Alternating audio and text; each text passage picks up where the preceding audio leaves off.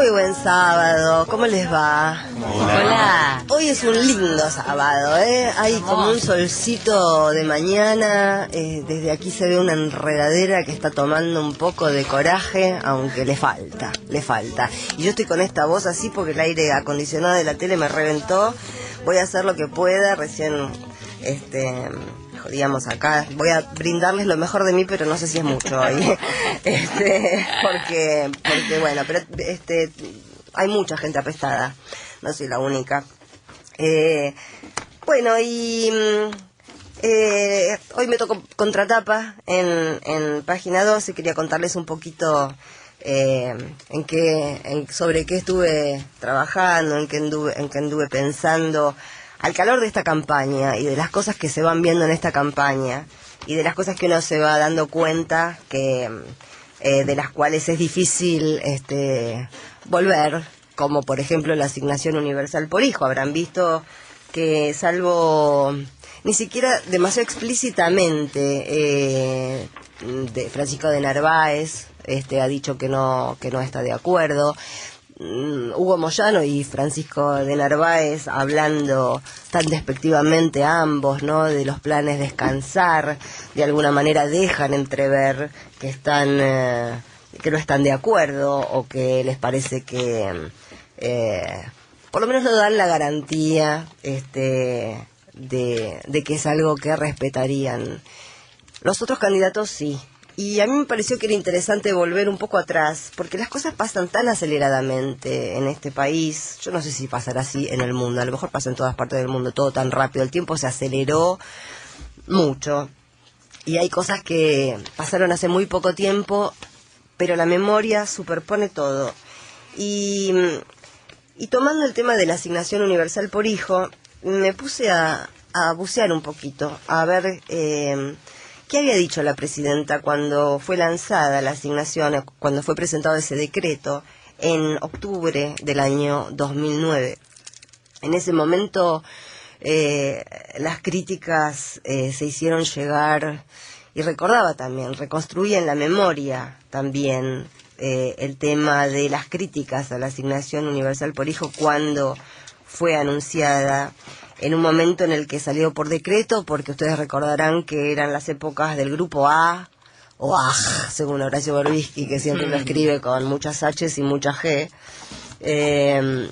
Fueron esos 2 años en los que finalmente, después de tanto despotricar, la oposición había logrado tener una mayoría parlamentaria, y fueron esos 2 años donde nunca pudieron ponerse de acuerdo para llevar adelante ninguna iniciativa en común.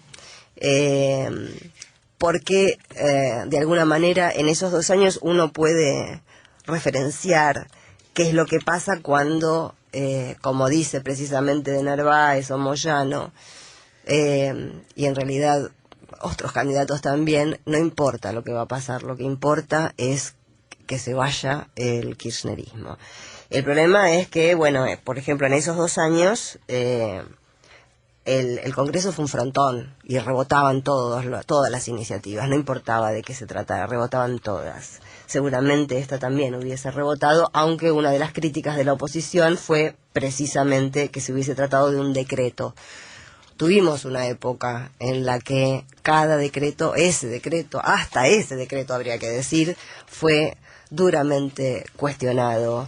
Y yo no recuerdo bien, pero si no fue el primero, fue uno de los primeros decretos de la presidenta Cristina Fernández, que no acostumbró al principio, en su primer mandato,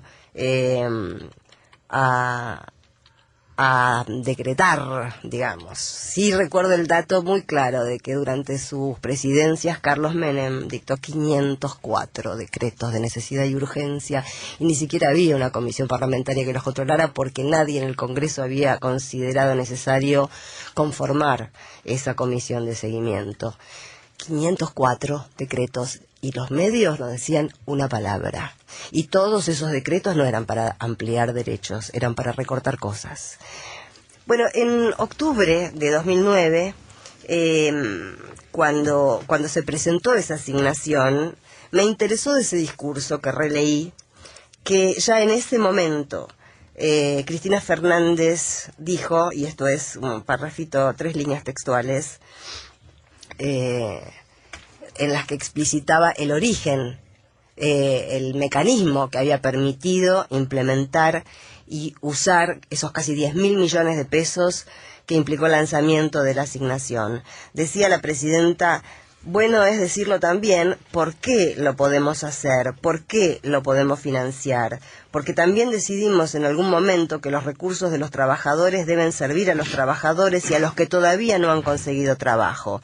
Si hubiéramos dejado esos recursos en manos de las administradoras de pensión como estaban, seguramente estos 9.965 millones se hubiesen usado para pagar comisiones, sueldos de ejecutivos y tal vez algunas cosas más.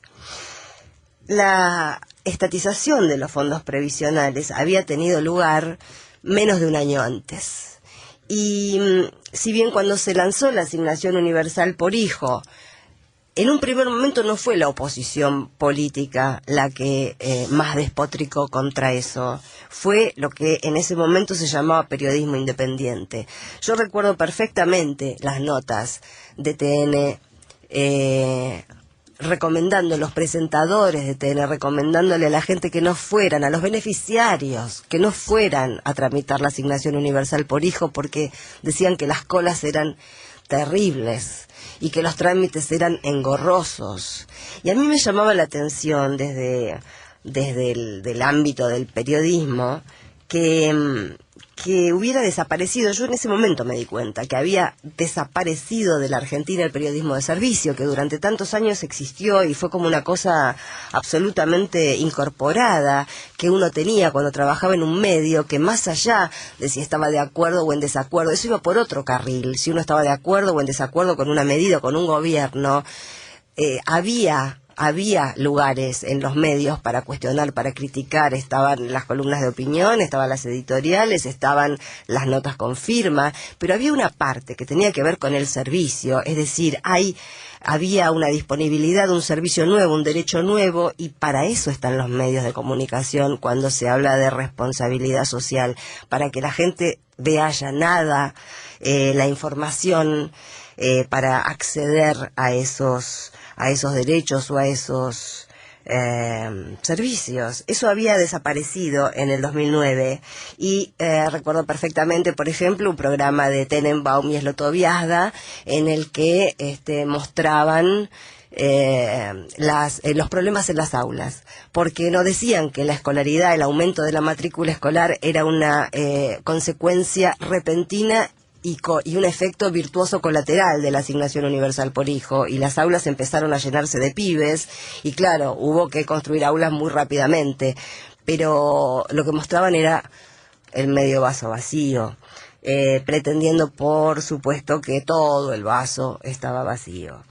Sin embargo, tardó en llegar la crítica desde la política, pero llegó. Y llegó con lo que ya sabemos y con lo que se empieza a repetir ahora, porque atrás de esa idea del plan descansar lo que hay es una mirada antipopular que sigue demonizando a los sectores populares.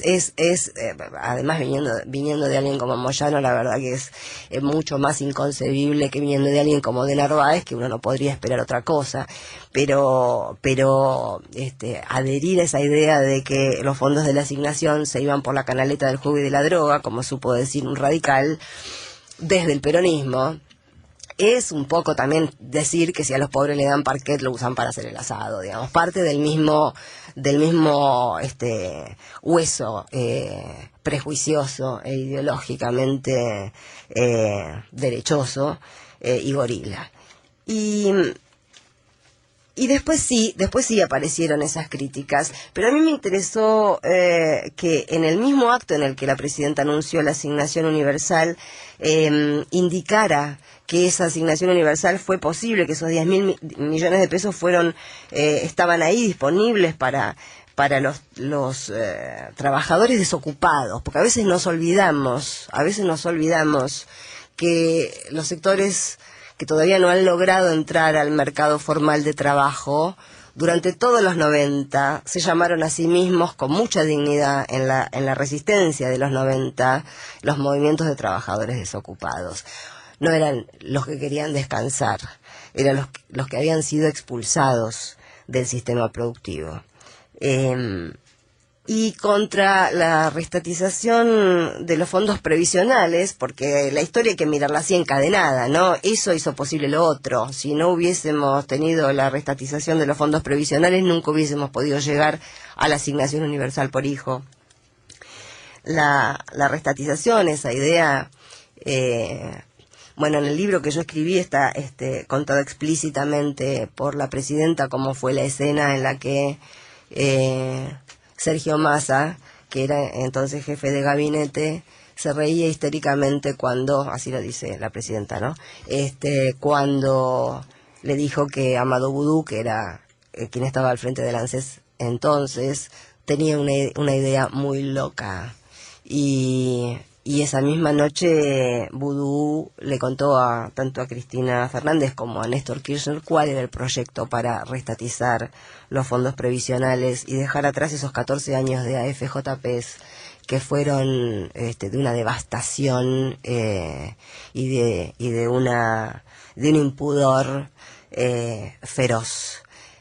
Era a luces vista, eso lo sabía todo el mundo. Yo he tenido mi propia experiencia, que no la voy a relatar ahora, pero bueno, enviudé en esos años y tuve, nunca pude cobrar esa pensión porque las cuotas no habían sido pagadas consecutivamente y eso no estaba en la letra chica y a pesar de que todos sabían que era un negocio, a esa ley, a la ley de restatización de los fondos previsionales se opusieron, por ejemplo, la Unión Cívica Radical en pleno, se opuso a la coalición cívica, que el jefe de bloque de la coalición cívica en ese momento era Adrián Pérez, que ahora está con Massa.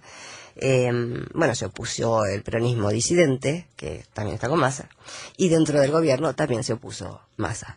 Entonces, quiero decir, y para ir finalizando esto, es fundamental, lo estamos escuchando, no es algo demasiado original, pero a mí me parece que está perfecto que no sea algo original y que sea algo en lo que muchos estemos machacando e insistiendo porque tenemos que pasar un peldaño un poco superior de conciencia política y tenemos que darnos cuenta que uno no vota imágenes, la verdad.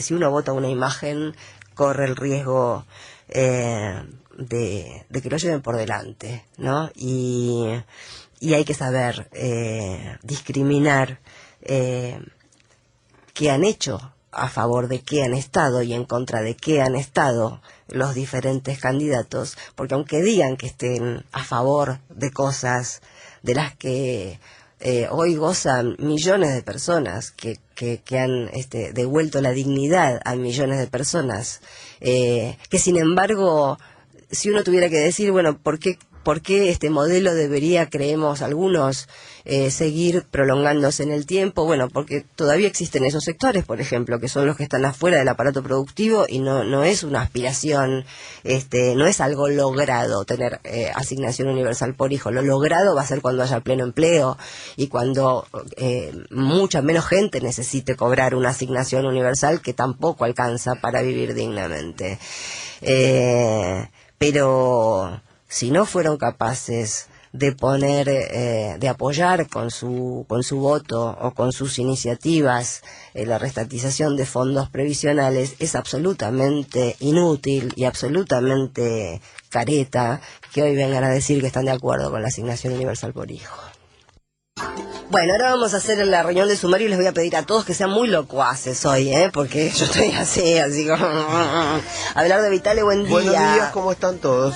Bien. Vamos a estar charlando hoy sobre uno de los pocos temas que ganó cierta transversalidad en las distintas propuestas de los candidatos para estas elecciones, que tiene que ver con el gravamen a la renta financiera. Vamos a tratar de charlar un poco sobre eso, los distintos proyectos que hay, y también vamos a acercarnos a la actualidad de las campañas. Sigue tomando calor, empezaron los spots la semana pasada, estamos cada día más cerca y trataremos de sondear un poquitito qué dicen las encuestas en este momento. Muy bien, antes de pasar a Sergio, Marta, buen día. Hola Sandra, pero te la has te va? rebancado, mira, viniste acá, le pusiste Bueno, el cuerpo, empezamos hace 20 una minutos. buena editorial, Dame una hora, así que... vamos a ver. Bueno, acá están todos los demás para remar y el tiempo además que nos va a acompañar está buenísimo. Así Antes que de seguir, damos las líneas de comunicación. ¿Cómo no? En el 4535-2222 allí pueden llamarnos para acompañarnos hasta el mediodía. En www.mdelplata.com pueden buscarnos, recuerden también encontrarnos en Facebook con Déjamelo Pensar y pueden escribirnos a déjamelopensar@mdelplata.com.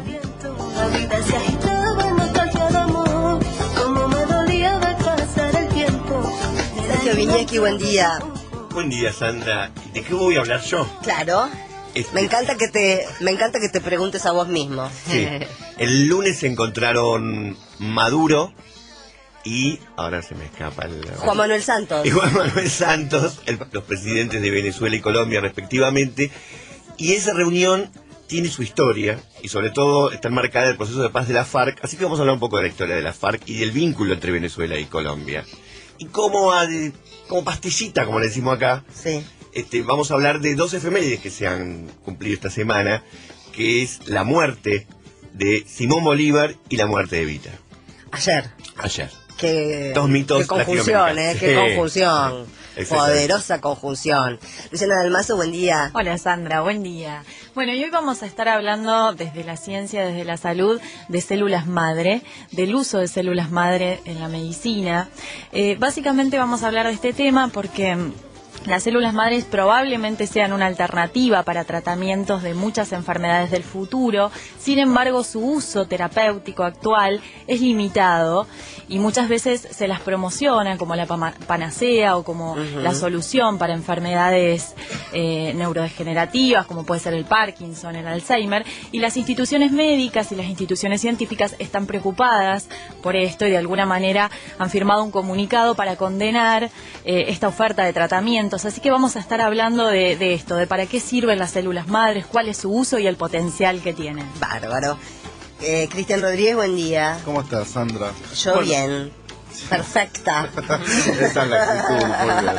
Bueno, hoy vamos a hablar de una escritora argentina que se llama Sara Gallardo. Drago Mitre, sí, nada menos. eso iba a agregar. Y ya con eso contamos un poco de cuál es la genealogía de la que viene ella. Es una escritora que se hizo muy conocida en los 60 con la publicación de un libro que se llama Los Galgos, y en ese momento se la englobó con las bestselleristas que se le llamaban en ese momento, que eran Beatriz Guido, Silvina Burrit y Marta Lynch, aunque en realidad ella se diferencia bastante. Vamos a hablar cuáles son las diferencias dentro de ese grupo y las características de una escritora que fue durante mucho tiempo bastante olvidada y que ahora está redescubriéndose a partir de la edición de algunos de sus libros. Sí, fue una década, bueno, después lo vamos a estar explayando más, pero fue una década en la que los escritores famosos salían en la tapa de la revista Gente. Una década increíble. Y vacacionaban en Punta del Este. Sí, eran escritores y grandes escritores muchos de ellos, pero curioso porque era otro tipo de literatura. Karina Micheletto, buen día. Buen día, Sandra, buen día, equipo. Bueno, ¿saben qué? Para ahuyentar un poco tanta peste, tanto resfrío, tanta gripe, Sí. ¿por qué no nos vamos de Peña? ¿De Peña? De Peñas. Ah, bueno, ¿Nos vamos dale. de Peñas? ¿Eso te Vino, cura? Vos decís que el vino te ¿Vos cura el decís que mata resfrío. todo? Vino mata todo y la chacarera también mata todo. Así Ajá. corren todo, nos ponemos a bailar y traemos un poco de calor y de buena onda, a ver si se van las pestes. Esa es la música que vamos a escuchar hoy. Esta es la música que vamos a escuchar hoy. ¿Arrancamos? Dale. Mira, el primer tema que traemos hoy es de un santiagueño de pura cepa, Horacio Vanegas, un muy buen músico, muy buen intérprete que tiene una gran banda también. Horacio Vanegas acaba de sacar un disco que es así como un librito, Es hermoso eso que gran tenés ahí. despliegue, sí. Hermoso. Sí, algo que grabó el año pasado en vivo en el Teatro de Flores y se mandó un gran show y por eso grabó un gran disco. Ahora trae CD, DVD, más CD grabado en vivo. Más bicicleta, más monopatín. Todo. Y se rodea de una troupe de santiagueños. Esto destila santiagueñidad. Es una cosa, viste, que los santiagueños cuando se juntan son orgullosos de su terruño. No te metas con Santiago del Estero. Tiene invitados como el Rally Barrio Nuevo, Dúo Coplanacu, Mono Vanegas, Orellana Lucas. Bueno, y el tema que hemos elegido para Mono Vanegas es otro que no es el Momo Venegas, ¿no? No, no te preocupes. Quédate tranquila. Este es un santiagueño. Vamos a arrancar la mañana con una buena chacarera. Dale. Para cantar en nacido esta chacarera de Bebe Ponti y del mismo Horacio Vanegas. Y que la hacen todo este grupo de santiagueños reunidos. Bueno, recién nos contaba Belardo que vamos a estar tratando el tema de renta financiera, pero para introducir ese tema queríamos compartir con ustedes dos audios que tenemos de un diputado, del diputado socialista Jorge Rivas, que como ustedes saben, o no, tal vez no lo sepan, pero es autor de uno de los proyectos de ley que están en este momento siendo analizados para rentar precisamente la renta financiera.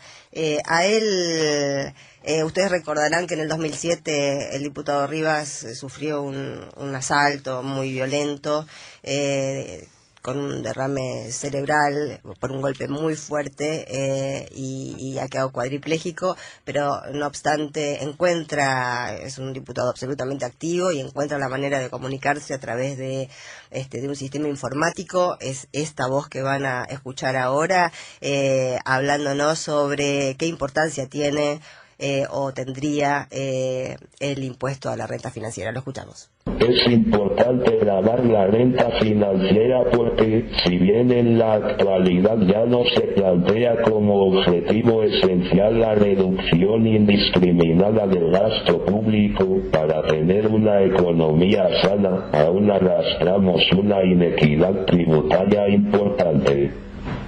Se debe entender que los gastos que el Estado debe realizar para sostener derechos sociales tales como la educación, la salud, la justicia, la seguridad deben ser soportados en mayor medida por aquellos con mejor situación económica. Y este impuesto es claramente progresivo, ya que recae sobre los que tienen mayor capacidad contributiva.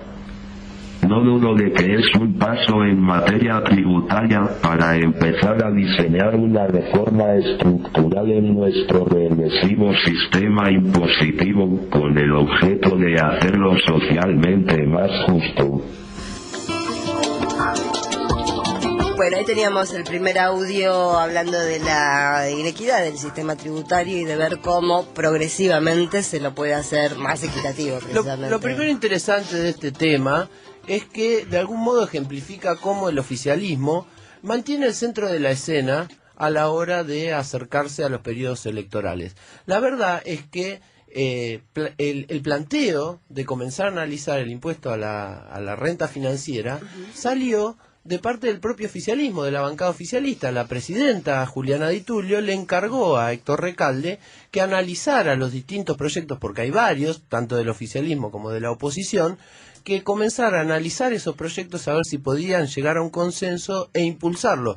¿Y por qué digo que habla de la centralidad del oficialismo? Porque bastó que se anunciara esto para que otras fuerzas políticas empezaran a hablar sobre la cuestión. El masismo, hay un sector del macrismo también. Por supuesto que no haciendo eje en el impuesto a la renta financiera, sino utilizando esto como puntapié para hablar de ganancias, del impuesto a las ganancias, y efectivamente es interesante escuchar a un diputado oficialista como Rivas hablar de que todavía en nuestro país el sistema tributario no es lo suficientemente progresivo.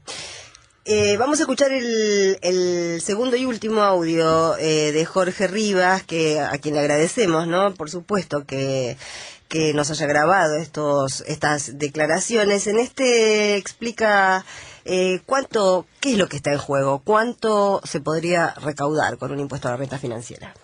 No tengo la proyección de cuánto se piensa recaudar, pero hablamos de un número importante. Para dar una idea, en mi proyecto se estimaba una recaudación de 5% del Producto Bruto Interno. En cuanto al destino de lo que se recaude, deberíamos pensar en darle un fuerte contenido social que se emplee en esos fondos para achicar la brecha entre los que tienen más y los que tienen menos. Bueno, ahí lo teníamos, ¿no? Reforzando esto que comentábamos. Reforzando y achicando la brecha entre los que tienen más y los que tienen menos. Y sí, como vos decías, ¿no? Ahí a veces uno se pregunta, o nos preguntan en realidad, qué es lo que falta. Uy, faltan tantas cosas. Claro. Tantas cosas que todavía no se pudieron hacer, pero tampoco, digamos, todo es una cuestión siempre de correlación de fuerzas y también es siempre una cuestión de ver en qué momento se pueden tocar determinados intereses. Todos juntos no se puede. Repasemos un poquito de qué se está hablando cuando se habla de gravar renta financiera. Básicamente, para tratar de explicarlo en términos sencillos, porque tiene sus vericuetos, lo que existe en la actualidad es una exención. En realidad, lo que sucede es que la renta financiera está exenta de pagar tributos, de pagar impuestos. ¿Qué es la renta financiera? Bueno, lo producido por la compraventa de acciones o por la rentabilidad que esas acciones van dando con el paso del tiempo, o por ejemplo con los intereses de los plazos fijos. Hoy por hoy, así como el trabajo paga impuestos, ganancias, la renta financiera está exenta de pagar impuestos. Viene de larga data esto, no es algo de este gobierno ni mucho menos. Y claramente es inequitativo que un trabajador, después podremos discutir si el impuesto a las ganancias es alto o bajo, si la tabla que se aplica es la correcta o no, si pagar impuesto al trabajo es equitativo. Escuchamos a muchos opositores, a mí francamente eso me indigna como ciudadano. ¿Qué cosa? Decir que el impuesto a las ganancias es un impuesto regresivo y es un impuesto que atenta contra los trabajadores. La verdad es que cuando uno hace un comparativo en términos internacionales, en todos lados se llaman de distinta manera, claro, pero en todos lados se paga impuesto a las ganancias y realmente es uno de los gravámenes más distributivos que existen. ¿Por qué? Porque cuando está bien aplicado, insisto, que hay que revisar en la Argentina cómo está aplicado el impuesto a las ganancias, no lo discute nadie. No por nada la presidenta esta semana anuncia que en el aguinaldo, así como lo anunció en diciembre de 2012, en el aguinaldo había quedado exento del pago de ganancias. Sin embargo, se opina muy livianamente que pagar ganancias es malo para los trabajadores. Insisto, cuando uno va a los países con mayor justicia tributaria, que casualmente no son los que nos ofrecen como modelo muchos de nuestros opositores, uno encuentra que el tributo a las ganancias por ingresos, el diputado Recalde dice que debiera llamarse impuesto no a las ganancias, sino a los ingresos, es uno de los más justos para redistribuir. Sobre todo, perdón, te meto un paréntesis, sobre todo en países como el nuestro, en el que, bueno, esto se engancha con lo que yo decía en el editorial, ¿no? En el que hay sectores tan amplios que han quedado completamente afuera del sistema, y es en ese mientras tanto. A mí me llamó la atención, por ejemplo, que estaba inscripto ahí desde el 2009, por ejemplo, pues estaba escrito desde mucho antes, pero en el discurso del 2009, cuando se lanza la asignación universal por hijo, me pareció que es un dato conceptual, es un dato ideológico muy preciso, que la presidenta dijera que los fondos previsionales se habían recuperado para que sirvieran a los trabajadores y a los que todavía no han logrado entrar al mercado laboral. Bueno, es que ahí, vos fíjate, hay otro sentido común falso, que el dinero del ANSES es de los jubilados. Eso es mentira, y se insiste mucho, y escuchamos mucho, y dicen, no, con la plata de los jubilados hacen tal cosa, con la plata de los jubilados hacen tal otra. En realidad, los fondos del ANSES corresponden a los trabajadores activos y pasivos. Todos somos trabajadores, algunos ya se jubilaron. Y como es un sistema solidario, el que se recuperó, no el de las AFJP que vos nombrabas al inicio del programa, como es un sistema solidario, los que estamos en actividad aportamos solidariamente para pagar las jubilaciones de quienes ya se jubilaron. Bueno, así eso... como los que nos sucedan a nosotros nos pagarán a nosotros, pero no es la plata de un jubilado que fue aportando, es ridículo e insistir. A ver, que cualquiera que no esté informado, no tiene la obligación de saberlo, puede opinar esto, pero cuando hay un dirigente político, un dirigente no solo político, empresario, o comunitario, que habla tan livianamente diciendo, no, porque le roban la plata a los jubilados, como si es que cada uno de nosotros vamos aportando un dinero y queda en una cajita guardada que dice Abelardo Vitale, y me la están sacando de ahí. No es cierto eso. Bueno, esa era la fantasía que había con las Con las AFJP, que vos AFJP. tenías tu cuenta y que tu cuenta se iba capitalizando y nunca tuvimos nada. Bueno, cuando sucedía eso, con las tasas que cobraban de comisiones, que alrededor del 35%, cuando decían que era del 3%, pero en la práctica, por distintos artilugios, más del 35% de los aportes mensuales que hacía cada trabajador se los choreaban las AFJP y los bancos, no decían que las AFJP le estaban metiendo la mano en los bolsillos. ¿Vamos a escuchar otro disquito para ponerle un recreíto a este tema? Sigamos. Ya me estaba calentando. No, tranquilo, Abelardo. Relájate con música. ¿Una chacarera, otra? Dale. No, vamos a escuchar, nos vamos para el lado de Jujuy, Ay, dale. pero modernito. A ver, ¿qué es eso? Mariana Baraj. Sí, bueno, claro. qué lindo. Que ha grabado este disco. Ya compramos. Ya compraron. Son Sí. fáciles ustedes. Somos también, re ¿eh? fáciles. Ha grabado este disco Churita, que también tiene un arte de tapa hermoso. Es una obra del fotógrafo Marcos López, que juega sobre la figura de Lequeco. Esta figura que tiene que Todo ver tiene que ver con todo. En Tecnópolis, que hablábamos en el corte, 2 obras de Marcos López. Exclusivas. ¿Ah, sí? No llegué. Efectivamente. En el corte estábamos hablando de Tecnópolis, de lo impresionante Sí, que después es esa deberían hablar muestra. al aire porque son dos fanáticos. Bueno, vamos a escuchar cómo hace Mariana Baraj este tema La Guada. Suena charango, suena bandoneón y suena Mariana Baraj. Hablemos un poquito de la campaña. Hablemos un poco, vamos a seguir combatiendo lugares hechos, como por ejemplo que la campaña no le importa a nadie. ¿Te parece? Por eso, en general, cada elección siempre escuchamos decir, esta campaña no entusiasma, esta campaña, la gente no está interesada, la gente no le da bola a los spots. Vamos a hablar de los spots, Viñeski, dale. Se muere de ganas de criticar spots Viñeski y le vamos a dar una mano con eso. Algo sobre el chorizo, querés decir, ¿no?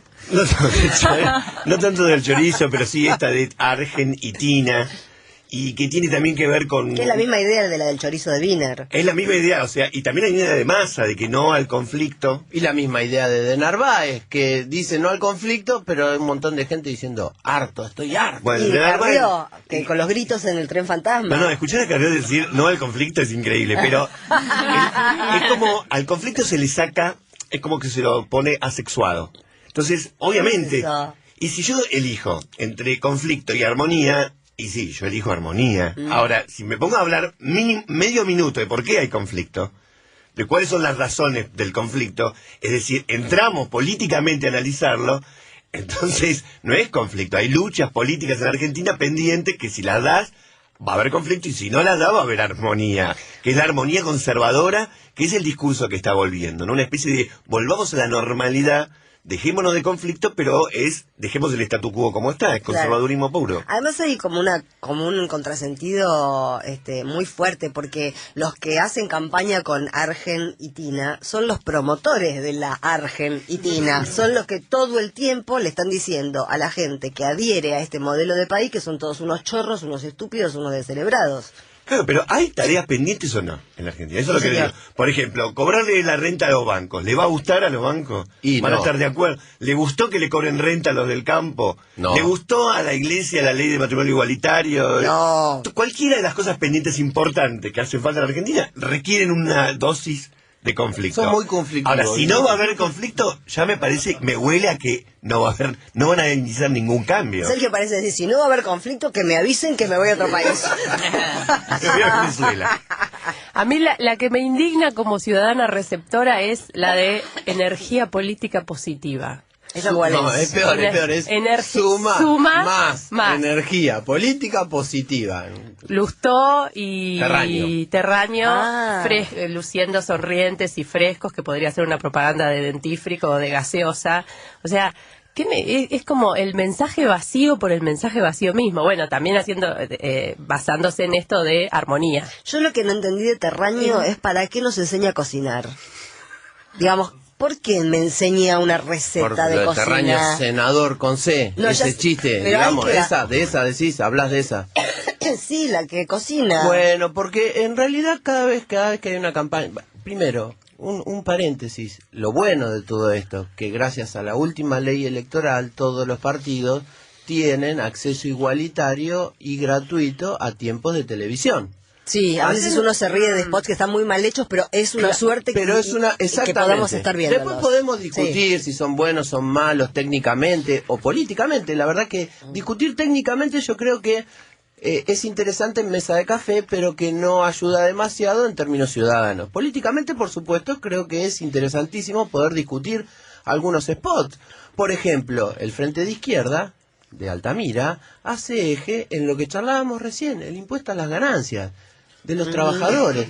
Entonces, es interesante, ¿no? Digo, el trotskismo está hablándole a un trabajador que si paga impuesto a las ganancias, es un trabajador que está en una muy buena situación económica. Por lo menos gana más de 7 lucas, ¿no?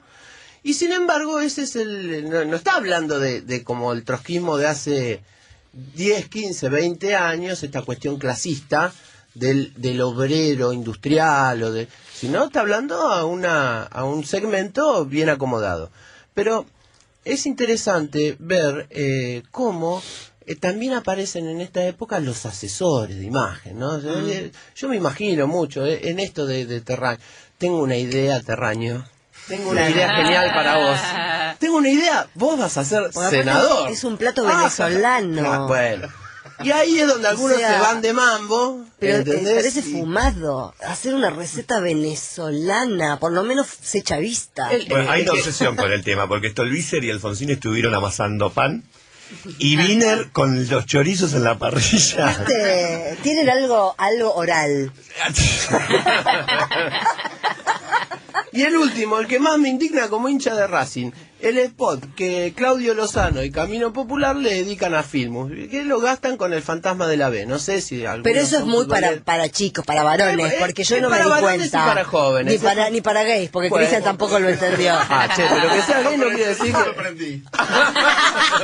Pero hablale al micrófono, Cristian, porque si no le decís. Digo que con el chorizo me prendí, el de la B no entendí nada. Dije, ¿la B qué tiene que ver? Bueno, el fantasma de la B era una cargada que los hinchas de Racing le hacían a los hinchas independientes antes que se fueran a la B, como se fueron lamentablemente, digamos. Y ahora lo cargan desde la lista de Lozano a Filmus, como que en todas las elecciones se fue a la B por salir segundo. Se ve que es gratis. Pará. Lozano. Sí. Lozano, Campeón ¿cuántas del mundo. elecciones ganaste, Claudio? O sea, hola, Lozano. No ganaste nunca ninguna elección. Sabémoslo. Es como si Brown de Drogué lo carga Independiente. No existe eso. El otro día me contaron un chisme, bueno, lo voy a contar, de alguien que fue con Filmus a no sé dónde, pero no era de campaña, era una actividad medio social. Y entonces una señora muy despectivamente le dijo, ¿otra vez te vas a presentar? Y entonces Filmus se dirigió hacia ella, la saludó muy amablemente y le dijo, sí, otra vez me voy a presentar. ¿Sabes por qué? Pues me la banco. Bueno, no, está bien, eso es cierto en el caso de... Bueno, a ver, hoy por hoy el mundo entero admira a Lula por los procesos que logró transformar en Brasil. Lula perdió 3 elecciones a presidente antes de ganar. 3. No una, no 2, 3. Es que perder, digamos, alguien que tiene vocación política, Exacto. la derrota la tiene incorporada. Exactamente. No asusta perder. Si vos sos un tipo que sos un invento del marketing y alguien te puso la mosca porque confía en que vos vas a salir electo y perdés, se te termina el mundo. Pero si te dedicas a la política, ganar y perder son las reglas del juego. Exacto. Y siempre volvemos a esa gran frase de Alfonsín, que es una suerte además que le haya dicho Alfonsín, porque abre el espectro, que bueno, si la sociedad se derechizó, uno tiene que estar preparado para perder, pero nunca para volverse conservador. Bueno, es que tal cual, cuando el escenario está planteado de tal manera que es Fantino, el principal periodista político que hay en este momento en la Argentina, uno tiene que hacer... Sí, Ale. Sí, sí. Y te hablan en este tono canchero, ¿viste? No, pero es Pero está piola, bueno. A nosotros con Abelardo le ponemos... Sí, pero yo no. Pero yo no Él no lo quiere, él no lo quiere. ¿Ves que eres el conflicto? yo quiero todo el conflicto, pero tiempo? yo creo que en ese escenario es muy difícil hablar en serio. Si te pones a hablar en serio, perdiste. No. Hay que seguir esa tónica Lo que de... estábamos hablando recién, antes de entrar, es que a mí yo le veo muchas virtudes de entrevistador a Fantino, pero mirá cómo es la cosa, que el otro día, bueno, además de que de Narváez es el dueño del canal donde trabaja, ¿no? Y también recordamos que porque le hicieron un reportaje que no le gustó de Narváez, levantó el programa de Siete Case y de los otros dos Montenegro. y de Montenegro. Pero más allá de eso, cuando Fantino le dice, pero yo soy de los que se alegraron cuando se nacionalizó YPF, y de Narváez le dice, yo también. Si se trata de un periodista político, le tiene que decir, pero usted votó en contra. Pero Fantino, ¿qué sabe? Sí. Va. Dos últimas Sí. me acotan acá, muy interesante, nos ayudan los oyentes, que también de Narváez jugó con el tema de la cocina. ¿Se acuerdan cuando polemizó con Maradona? Maradona había dicho que de Narváez no sabe ni hacer una sopa. Entonces hacen una contrarréplica a la campaña de Narváez en su momento y le sacan una foto ahí revolviendo una olla que estaba vacía. 10 de la mañana, 3 minutos en Buenos Aires. Seguimos escuchándolos en el 4535-2222, recibiendo sus mensajes en déjamelo_pensar@mdelplata.com o a través del Facebook en Déjamelo Pensar. Muy buen día, Sandra. La molesta Raúl de Villa Devoto. Francisco, con los problemas que tiene con la corrupción que hay en la iglesia y la complicidad comprobada con la dictadura de derecha. Los casos de pedofilia, como el del padre Grassi, condenado, pero no preso aún. ¿Por qué no les deja a los laicos los temas que les son propios y él se encarga de todo lo que hay dentro de la iglesia, y en este caso católica? Gracias y buenos días. Levanto el tubo para llamar a Radio del Plata, en este caso al programa de la señora Russo, para decir que realmente uno a veces escucha a encuestadores decir que al gobierno lo rechaza el 65% del electorado, y después de esto me dan ganas de salir con mi propia grabadora a la calle para creerle. Esto me hace acordar a Wiener y a Castells, que cada 2 minutos tienen que decir que son socialistas para que la gente le crea. Terminé. Y no soy Bernardo, soy Antonio, ciudadano de la Nación. Sandra, ya me pasó otras veces. Cuando estás hablando lo importante, se corta la radio. No es la primera vez. Gracias, chao. Hola, Sandra, buen día. Soy Lidia de Palermo y quería hacerte una consulta porque realmente me encuentro con diferentes opiniones. Para las PASO en agosto, ¿vota la gente con domicilio en provincia de Buenos Aires? Creo que no, pero no lo tengo claro. Te agradecería si lo podés manifestar al aire lo antes posible. Muchas gracias.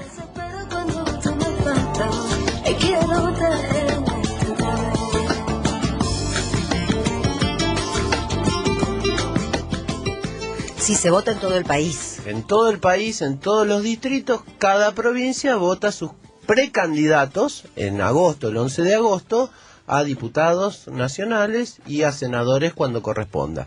Mirá por dónde hay que ir empezando a aclarar, ¿no? Después del 11 de agosto, aquellas listas que triunfen donde hay internas, en los partidos que hay internas, y todas aquellas que superen el piso mínimo de 1,5% del total del padrón de votos, van a competir en las elecciones generales del mes de octubre. Y para el otro llamado que decía que se cortaba, no era porque yo estaba diciendo algo importante, sino porque parece que hubo un par de cortes en el transmisor de acá. Así que pero tranqui, chiquitos. por ahora tranqui. Chicos.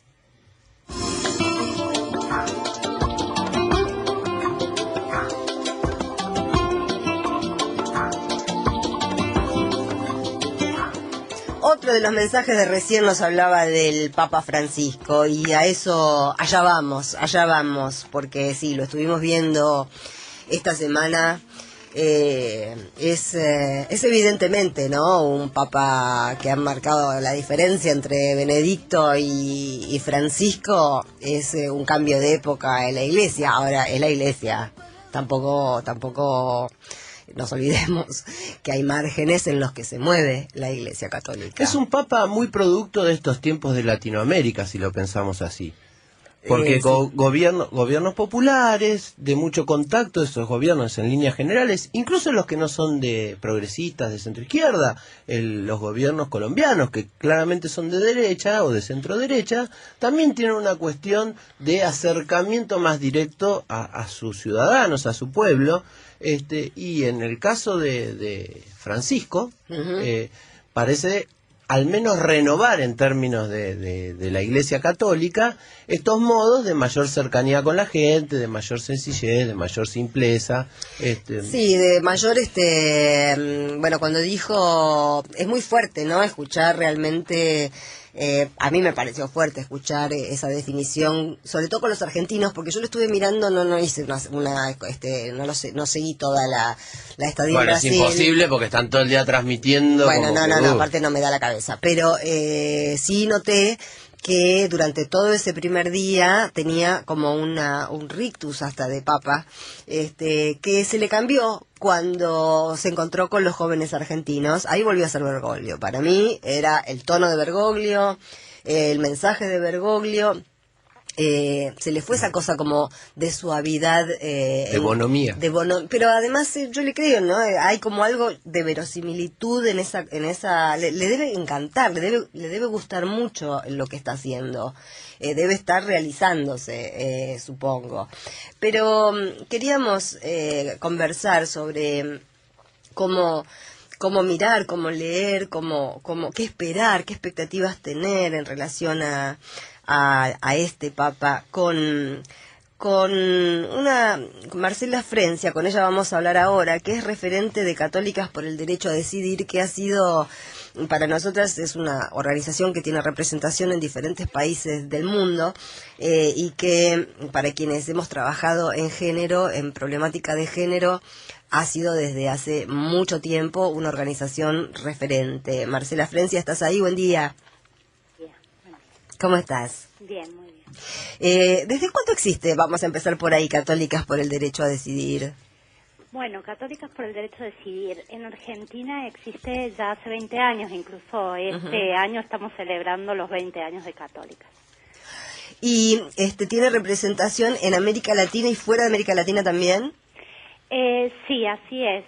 En América Latina está la red latinoamericana de Católicas por el Derecho a Decidir, y ahora estamos organizando el sector de los jóvenes de Católicas por el Derecho a Decidir. Y bueno, tenemos representación en Bolivia, Brasil, Colombia, Chile, El Salvador, México, Nicaragua, Paraguay, Perú. Un montón. Sí. Bueno, y también fuera de Latinoamérica, en Estados Unidos, en España. Ustedes elaboraron una carta, una especie de documento que he leído, donde dejan constancia de que le piden, por lo menos un sector de los jóvenes católicos, al Papa. ¿Podrías contarnos un poco cuáles son las expectativas de Católicas por el Derecho a Decidir en relación a Francisco?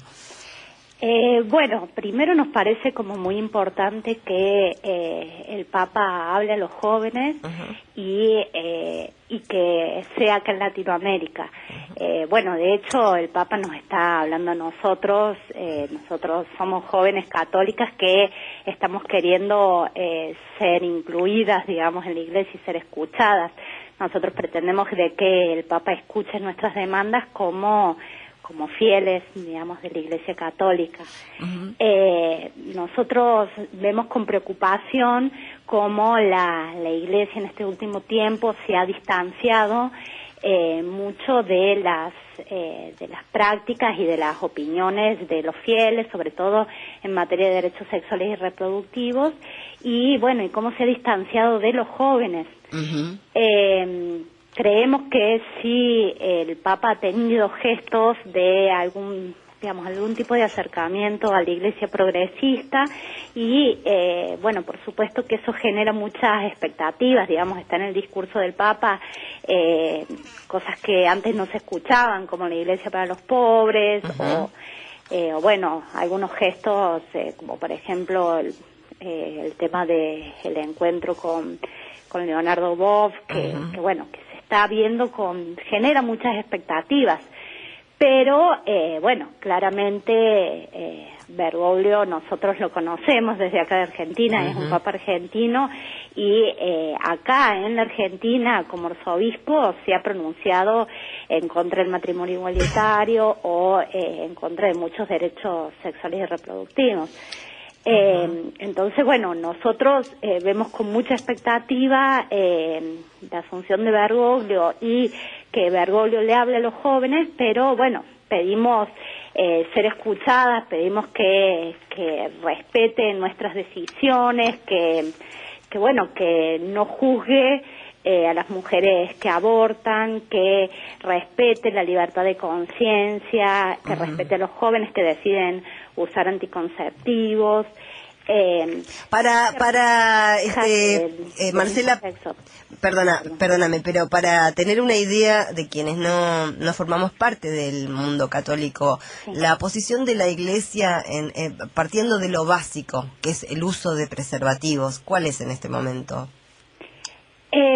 Bueno, nosotros nos preocupa la posición que ha tenido hasta el momento la Iglesia, por ejemplo, oponiéndose al uso de preservativos, saliendo con algunas declaraciones falsas respecto al preservativo, como por ejemplo el tema del contagio del HIV con el uso del preservativo.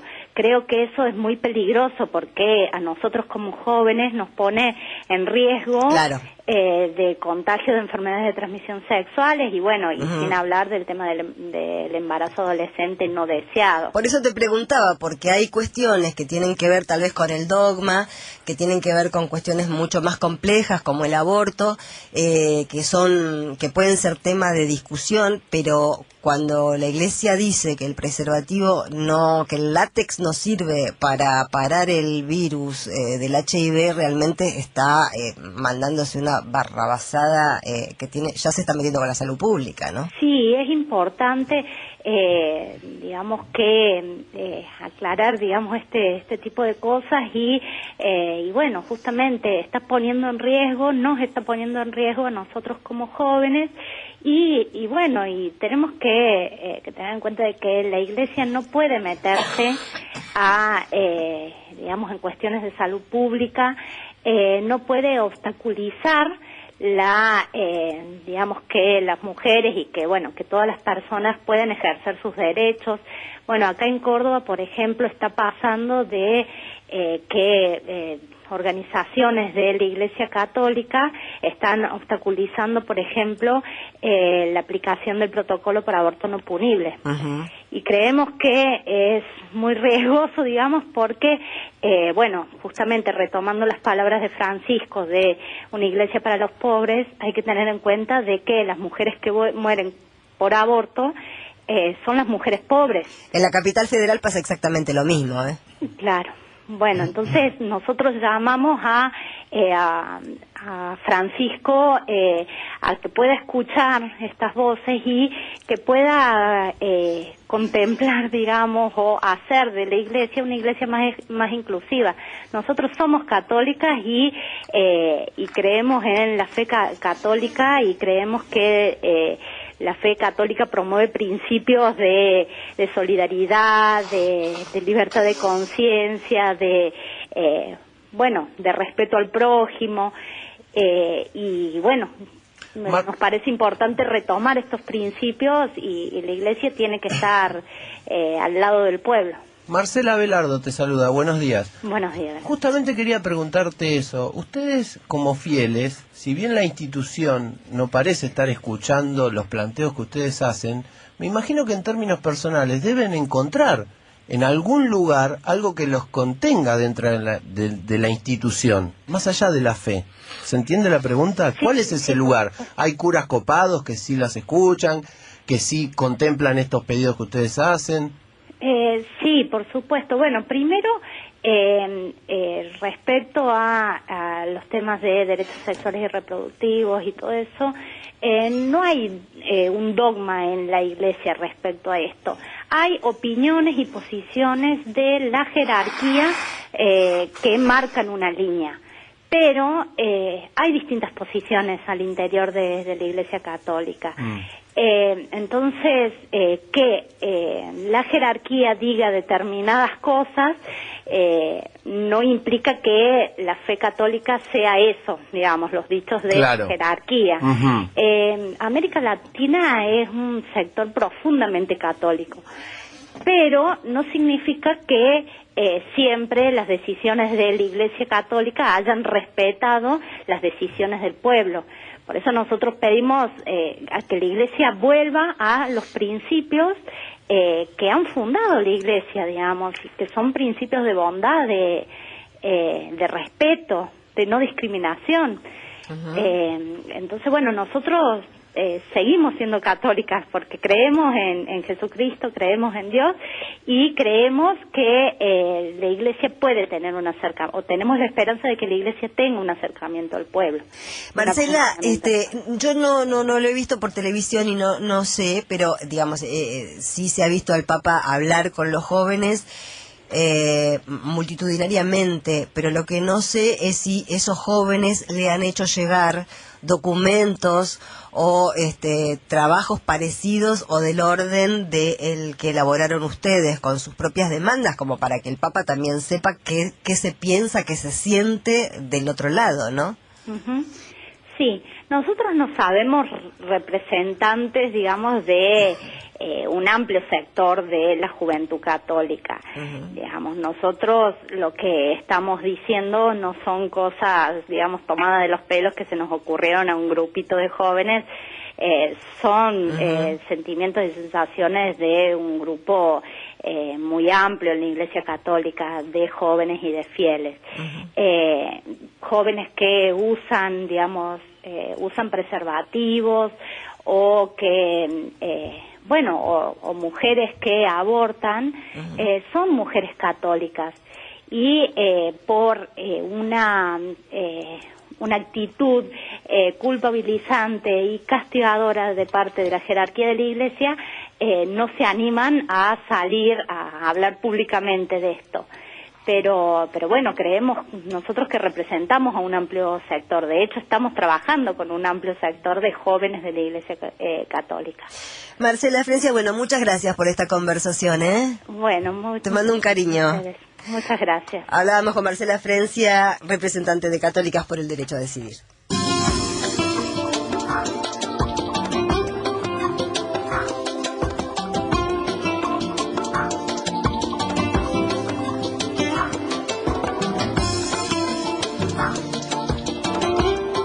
Seguimos con un poquito de música, con otro disquito de Peñas, ¿o de qué? De Peñas también, sigamos escuchando buen folclore. Luna Monti y Juan Quintero y Luna Monti, ellos forman... ¿Las empanadas? Las empanadas ahora están marchando, y el vino también, que no falte. El vino temprano, pero empanadas podríamos, ¿no? Bueno, Luna Monti y Juan Quintero conforman un dúo que está siendo parte del buen folclore que se está escuchando hoy. Ellos son pareja también en la vida real. ¿Y eso es bueno o es malo? Eso es bueno, que la gente logre reunir su vida privada y su vida profesional y que le salga bien, como a ellos. Tienen una hijita hermosa, además, Violeta, bueno. Ellos están presentando un disco nuevo que se llama Después de Usted, hoy mismo en el ND Ateneo, ahí en Paraguay 918, así que lo recomiendo ampliamente. El que quiere ir a escuchar buen folclore, esta noche tienen ese programa. Y vamos a escuchar una versión de ellos de una chacarera que se llama Sacha Puma. Vamos a ver cómo la hacen. El bar, restaurante y tienda temática Los Octubres continúa realizando actividades culturales con el lema Viva la Semana de Eva Perón en Los Octubres. El 26 de julio a las 19, el historiador Felipe Piñada presentó sus libros Evita, Girones de su vida y mitos de la historia argentina, volumen 5, del derrocamiento de Perón al golpe de Onganía, 1955 a 1966. Actividad con acceso libre y gratuito que se desarrolló en Los Octubres en Tames 1788 de Palermo, en conmemoración de la Semana de Eva Perón, abanderada de los humildes, fallecida un 26 de julio de 1952.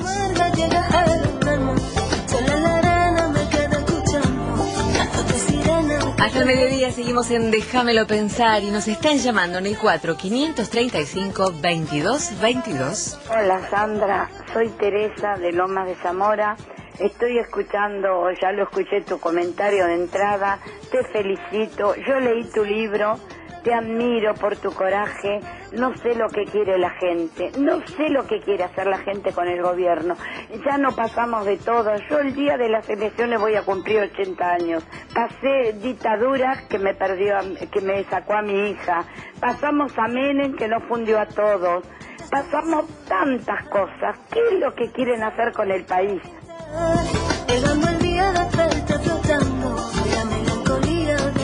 Sandra, buen día. Es la primera vez que yo te escucho. Soy José de Ciudadela. Si vos decís que hoy estás mal, me imagino cuando estás bien. Clara, concisa, precisa, excelente.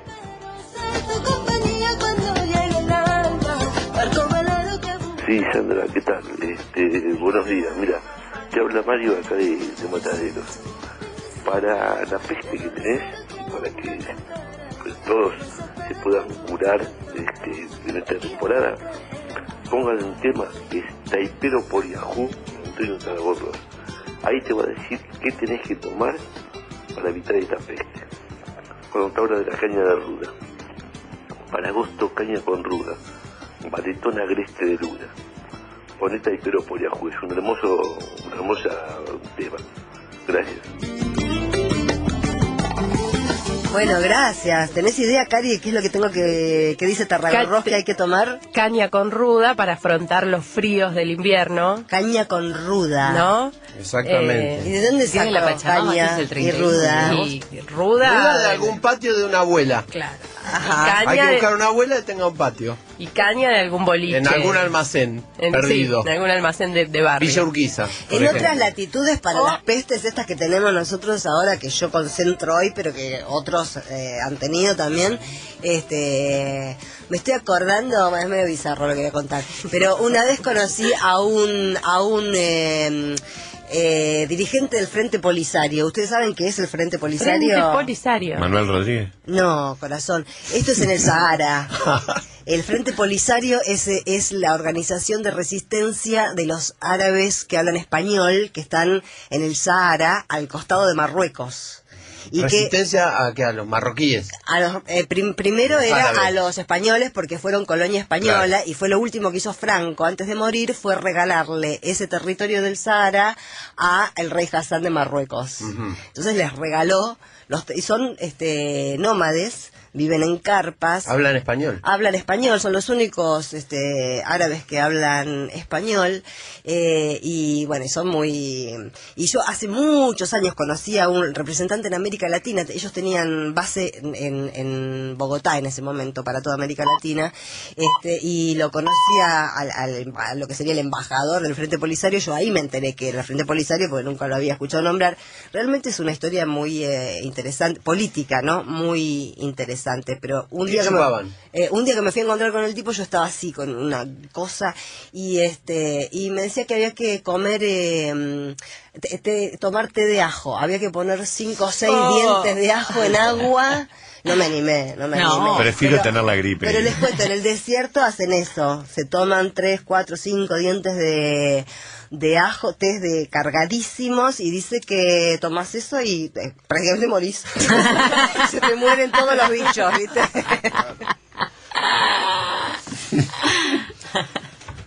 Ey, ¿qué hacemos? Seguimos con Sergio, ya que está, porque del otro lado no se ve. Ustedes saben que acá hay un vidrio que yo tendría que estar mirando los ojos a alguien, pero lo único que veo es el reflejo de la ventana. Vamos a entrar, ya que estábamos hablando del desierto, vamos a América Latina, que es otro tema.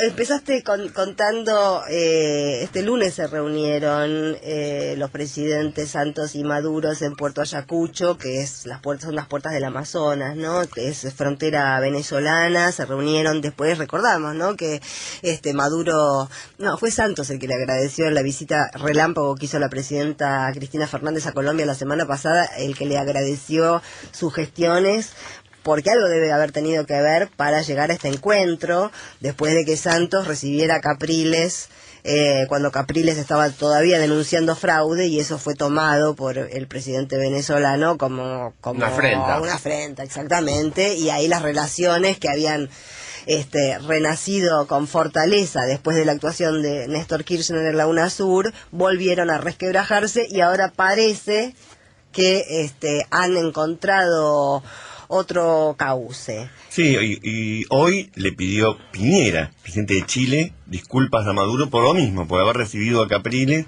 en su campaña de deslegitimar internacionalmente a Maduro. Bueno, por lo menos lo reciben, pero después piden perdón.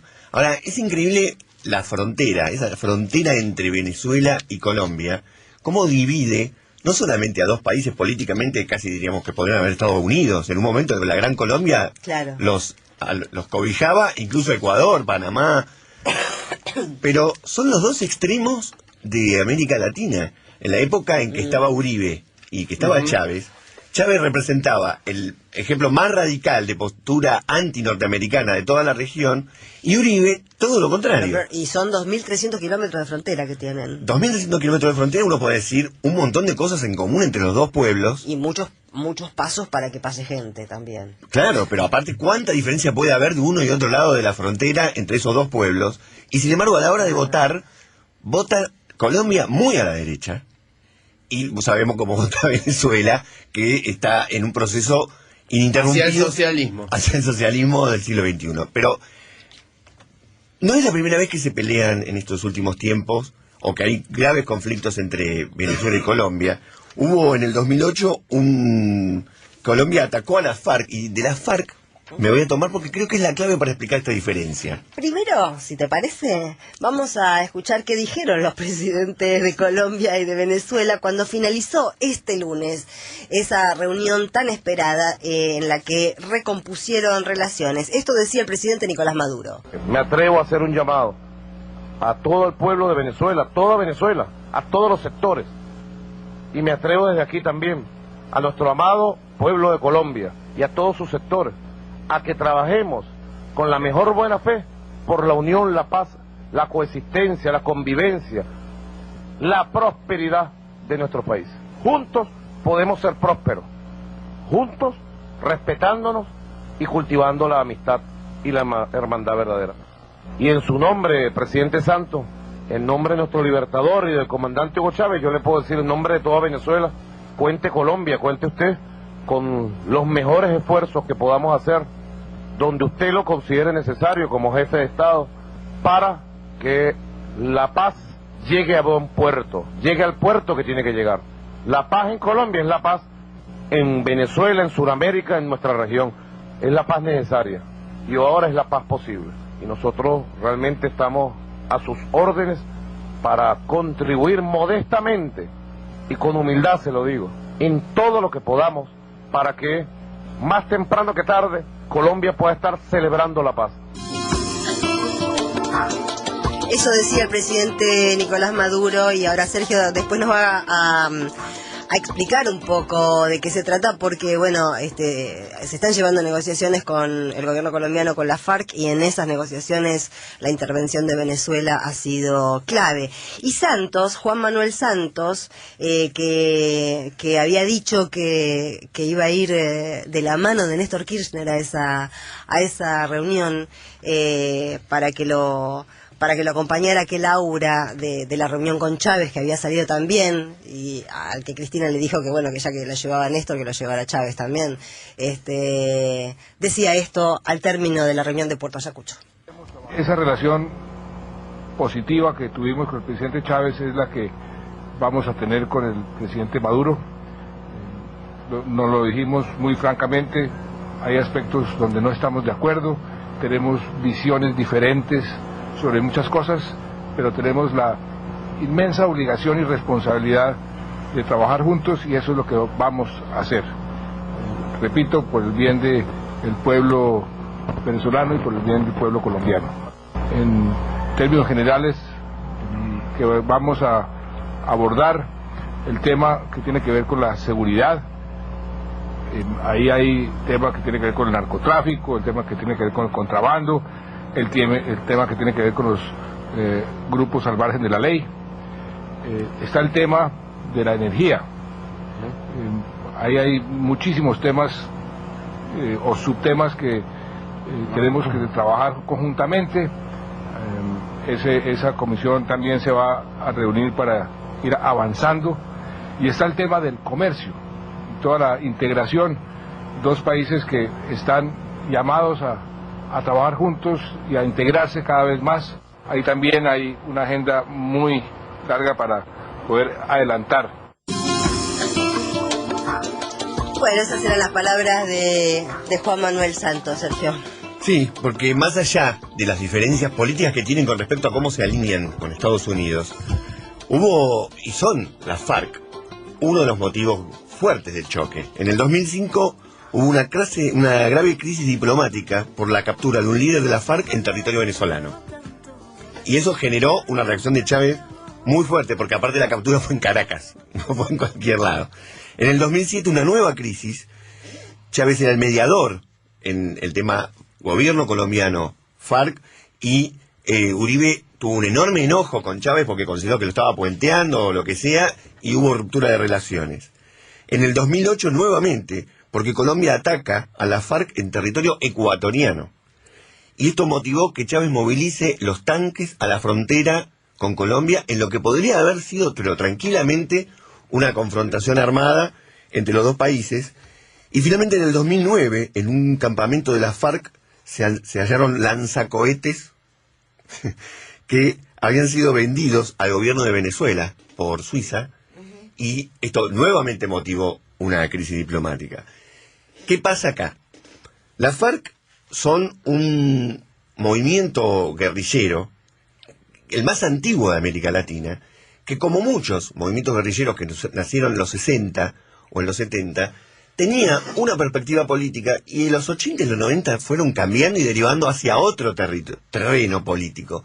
Nacen, por supuesto, con una idea marxista, leninista, bolivariana, una idea de hacer el socialismo, muy ligados e identificados con la Revolución Cubana, de hecho apoyados durante mucho tiempo por también Fidel Castro.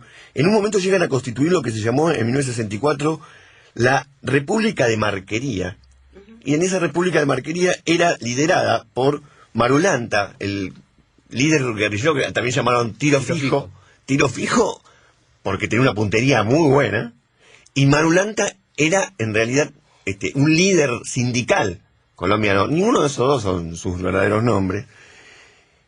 Y en el transcurso del tiempo, la guerrilla de la FARC logró controlar una enorme cantidad de territorio colombiano. Tanto es así que casi funcionó como un estado paralelo al estado oficial colombiano. Ahora, en un momento quedaron aislados, porque se terminó todo el proceso revolucionario latinoamericano, vino un movimiento de derecha con las dictaduras, etcétera, pero las FARC no desaparecieron.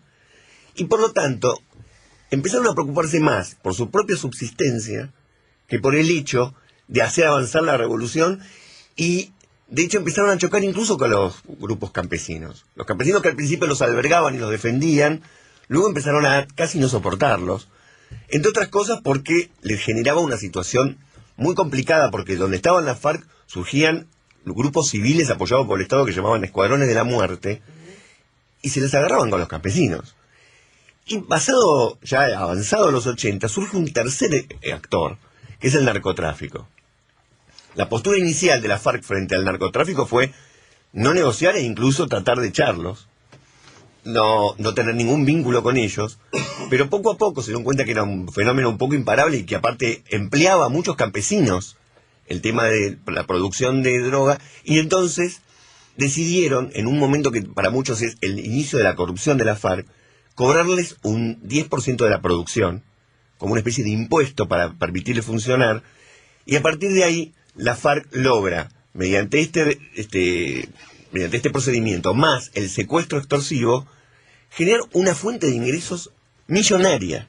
La FARC llegó a tener un enorme control de dinero, y su poder creciente hizo que en el 1999 el titular de Wall Street, junto con su secretario, viajen a la selva a entrevistarse con Tiro Fijo. A ver si le ponían el billete en Wall Street. Es un buen tiro.